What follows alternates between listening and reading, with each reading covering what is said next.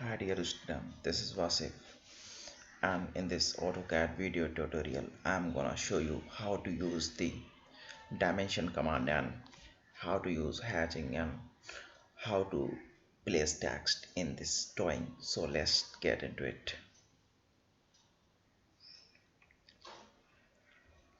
सबसे पहले हमने कोई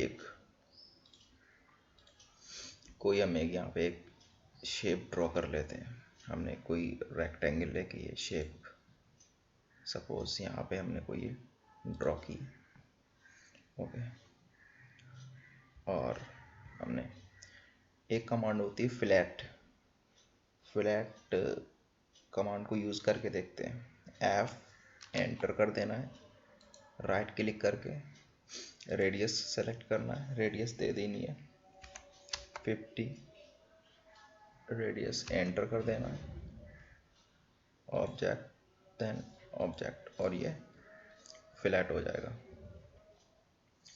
और कोई सर्कल ड्रॉ कर देते हैं इसके अंदर, C enter then circle. Basically हम डायमेंशन कैसे इसकी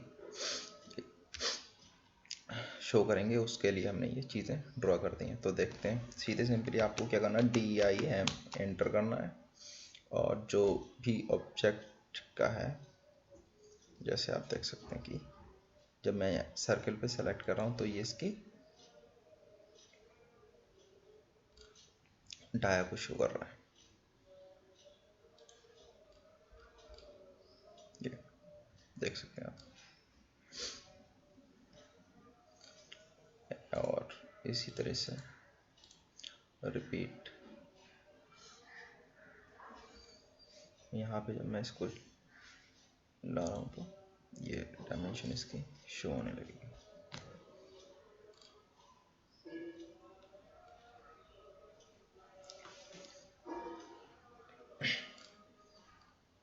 इसी तरह से हमने ये जो हमने फ्लैट किया है इसकी रेडियस को अगर हमने चेक करना है तो सिंपली हमने DIM और रेडियस के साथ में जाना है तो क्लिक कर देना। ये देख रहे हैं आप,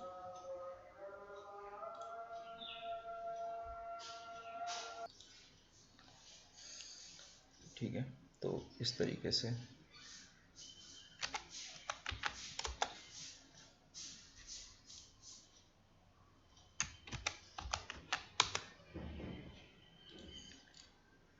ऐसे हम इसकी डायमेंशन को असाइन कर सकते हैं।